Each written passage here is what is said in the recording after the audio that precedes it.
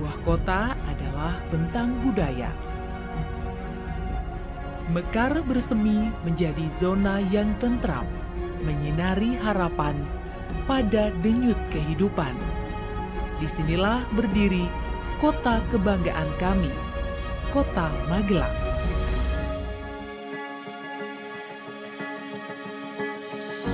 Kota bersejarah yang terbukti dalam sebuah prasasti untuk disadari tiap generasi.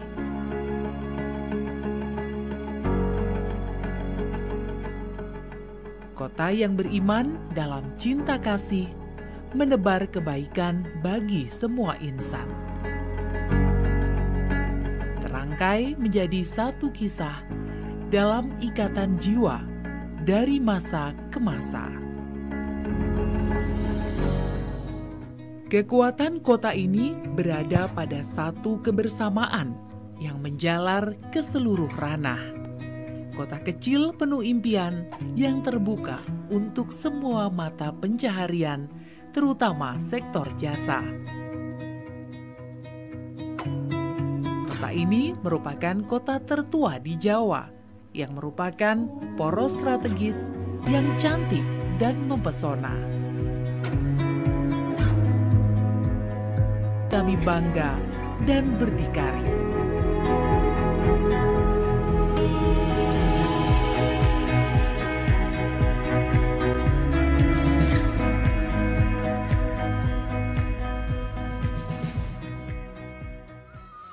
Magelang adalah salah satu kota yang terletak di Provinsi Jawa Tengah, Indonesia.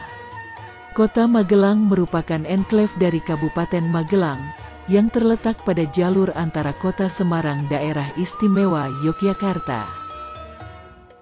Posisi Kota Magelang merupakan posisi yang strategis karena berada di jalur utama yang menghubungkan ibu kota Provinsi Jawa Tengah yaitu Kota Semarang dengan di Yogyakarta. Berada di 15 km sebelah utara Kota Mungkit, 75 km sebelah selatan Semarang, dan 43 km sebelah utara Yogyakarta.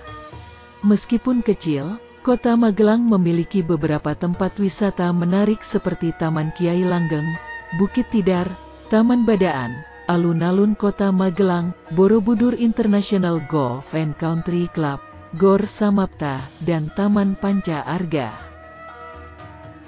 Kota Magelang di Jawa Tengah atau Jateng memiliki jargon sebagai Kota Harapan, yang merupakan akronim dari hidup aman, rapi, asri, dan nyaman. Meski demikian, akhir-akhir ini Kota Magelang dikenal dengan julukan Kota Sejuta Bunga. Hal ini lantaran Kota Magelang pada zaman kolonial Belanda juga dikenal sebagai Twin Van Java, atau yang berarti kebun atau tamannya tanah Jawa. Julukan Twin Van Java pada masa penjajahan Belanda tidak semata-mata mengacu pada banyaknya kebun bunga di kota tersebut. Kota Magelang sebagai kota sedang dengan luas wilayah 18,12 km persegi berfungsi sebagai pusat kegiatan wilayah. Secara geografis, Kota Magelang memang dikelilingi gunung dengan pepohonan hijau seperti sumbing, sindoro, prau, Ungaran, Telomoyo, Andong, Merbabu, Merapi, Menoreh, dan Gunung Tidar yang ada di tengah kota. Selain itu, dua sungai besar juga membelah Kota Magelang, yakni Sungai Progo dan Sungai Elo. Di kota ini banyak bangunan peninggalan Belanda di Kota Magelang yang menghadap ke barat, yaitu menghadap Gunung Sumbing, dan menghadap ke timur, yaitu Gunung Merbabu dan Merapi. Kota Magelang memiliki tempat wisata yang sangat menarik, salah satunya adalah wahana Taman Kiai Langgeng. Tidak hanya menjadi taman wisata, tempat ini juga menjadi lokasi edukasi. Di kota ini, terdapat sekolah militer yakni Akademi Militer, disingkat Akmil, sebagai sekolah pendidikan TNI Angkatan Darat dan Sekolah Perwira Prajurit Karir TNI, SEPA PKTNI, di Kota Magelang, Jawa Tengah, Indonesia. Akademi Militer mencetak perwira TNI Angkatan Darat. Terdapat beberapa fakta menarik mengenai kota Magelang, yakni 1. Sebagai kota tertua kedua di Indonesia. 2. Kota yang dikeliling 5 gunung sehingga pegunungan tersebut seperti gelang yang mengitari Magelang. 3. Memiliki candi terbesar di dunia yaitu Candi Borobudur. 4. Memiliki masjid berbentuk kelenteng yaitu Masjid Al-Mahdi di area perumahan Armada Estate Magelang. Ada beberapa keunikan adat budaya di kota ini yang masih dilestarikan sampai sekarang, seperti Sungkem Telompak, Sedekah Candi Gunung Wungkir, Ruat Bumi Gunung Tidar, dan Ritual Pradaksina. Kota Magelang memiliki berbagai macam kesenian tradisional seperti seni tari dan seni rupa yang telah dikenal oleh banyak orang. Untuk kesenian tari yang ada hingga saat ini masih digemari oleh masyarakat secara luas, misalnya tari topeng ireng, tari jatilan, dan tari kubro siswo. Selain seni tari, Magelang juga memiliki budaya seni rupa yakni kerajinan batik. Ada 3 jenis batik yang tumbuh di Magelang yaitu batik cap, batik motif, dan batik kombinasi.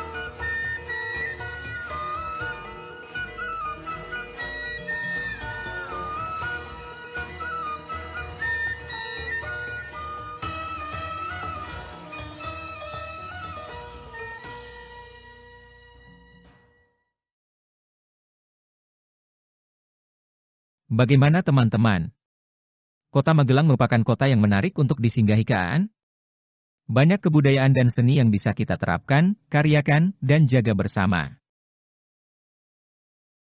Nah, Magelang memiliki karya budaya berupa batik.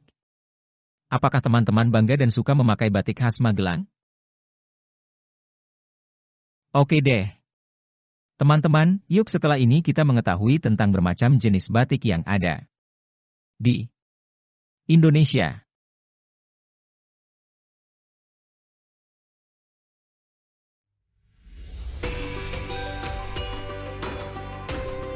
Sebelum kita mengetahui bermacam jenis batik, yuk kita ketahui dulu sejarah tentang batik di Indonesia.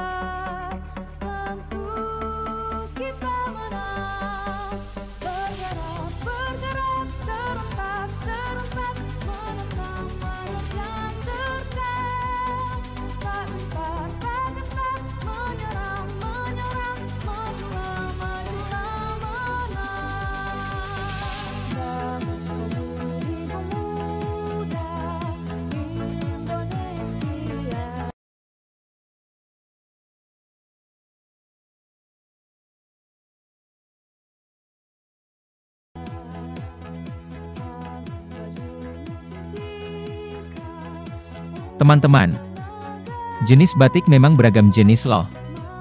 Berikut ini ada beberapa jenis batik lainnya. Yang pertama, ada batik kombinasi. Batik ini merupakan kombinasi dari batik cap dan batik tulis. Tapi bisa juga digabungkan dengan teknik printing. Batik ini banyak kita temukan dan memiliki unsur modernitas keunikan yang semakin disukai di kalangan masyarakat karena corak dan motifnya variatif.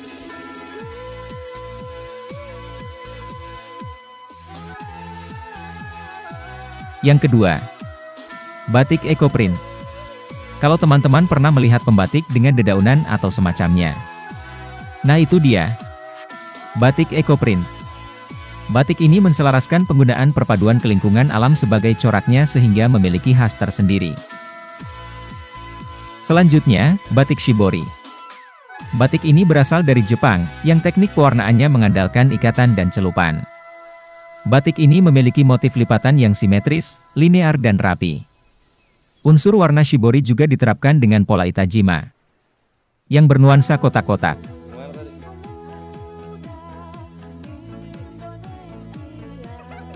Lalu, batik jumputan. Batik ini hampir sama dengan batik shibori, tapi polanya lebih mudah dan fleksibel. Cara membuatnya dengan mengikat kain secara kencang bisa dengan tali rafia, karet, maupun benang. Lalu kain dicelupkan pada pewarna pakaian. Nah, batik jumputan ini juga menjadi pilihan sasaran proyek bertema kearifan lokal lo teman-teman SMP Negeri 12 Magelang.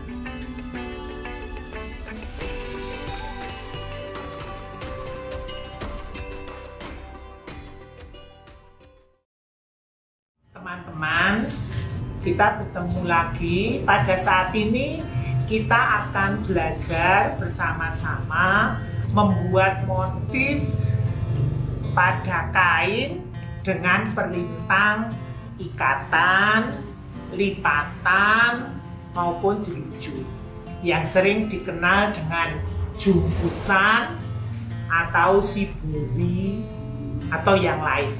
Jadi bahan yang diperlukan tentu saja kain. Yang berikutnya adalah alat-alat pembantu. Alat-alat pembantu bisa benang, jarum, karet, kelereng, bisa batu dan sebagainya. Juga tentu saja pewarna, yaitu pewarna bejana dan pewarna mordan. Pada saat ini tujuannya kita akan belajar bagaimana cara mempersiapkan kain. Jadi kain sebelum diwarnai itu perlu dipersiapkan. Yang kedua, kita akan mempelajari cara jelujur, cara mengikat, dan cara melipat. Setelah itu kita akan belajar cara mewarnainya. Teman-teman, hal-hal yang perlu diperhatikan pada pembuatan produk ini itu sedikit berbeda dengan pembuatan produk batik. Kalau produk batik itu indikator kualitasnya adalah kerataan warna. Tetapi kalau jumputan ini indikator kualitas atau kerataan warna bukan merupakan indikator kualitas. Malah nanti belang-belang atau motif seperti ini itu menjadi satu yang cantik.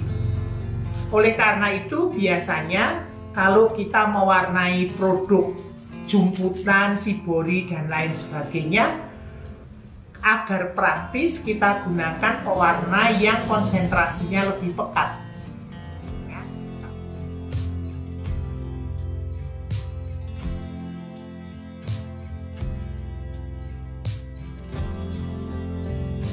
Teman-teman, jangan takut berinovasi. Ya. Apapun yang kita lakukan, dengan lipatan, dengan jumputan, semua hasilnya cukup bagus.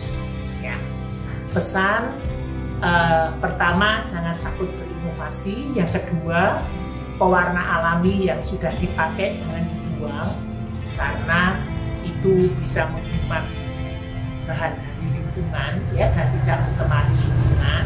Ya, jangan dibuang, jadi ditampung kembali, begitu nanti bisa digunakan. Ya, selamat belajar dan selamat berinovasi. Baiklah, teman-teman, berikut merupakan alur pembelajaran proyek. Dalam kegiatan ini tahapan pengenalan, eksplorasi, identifikasi, dan asesmen formatif atas permasalahan dan solusi mengenai pelestarian batik jumputan.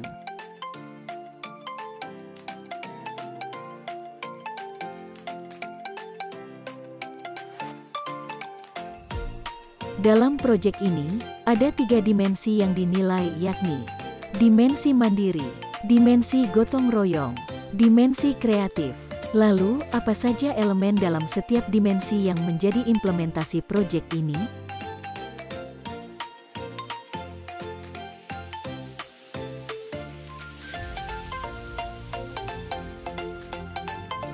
Dimensi beriman, bertakwa kepada Tuhan Yang Maha Esa, dan berakhlak mulia. Dalam dimensi ini, perwujudannya berupa menjaga lingkungan alam sekitar, yang mana inisiasi untuk menyelesaikan permasalahan lingkungan alam dengan mengajukan alternatif solusi dan penerapannya.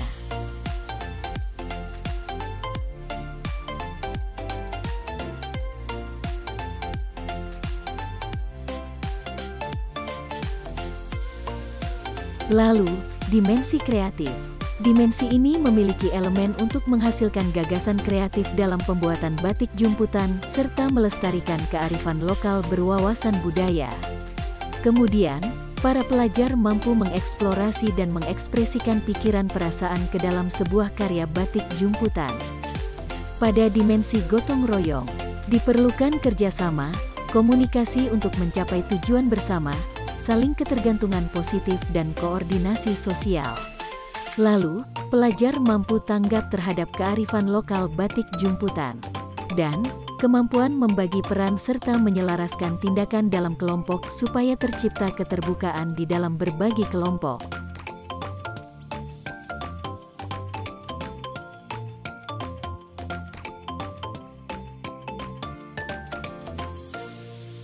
Pada dimensi bernalar kritis, pelajar mampu mengidentifikasi, mengklarifikasi, dan mengolah informasi gagasan. Kemudian, merefleksi dan mengevaluasi pemikirannya sendiri.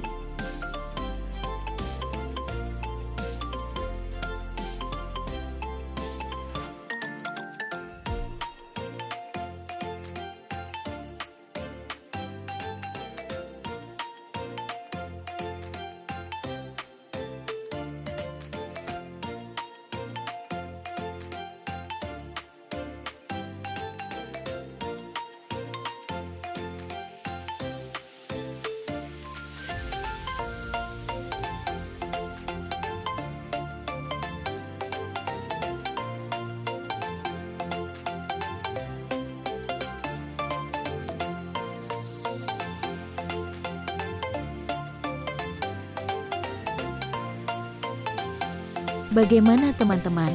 Mudah dan bisa dimengerti kan? Pasti bisa mengerjakan proyek penguatan profil pelajar Pancasila. Yuk semangat yuk, kalian pasti bisa.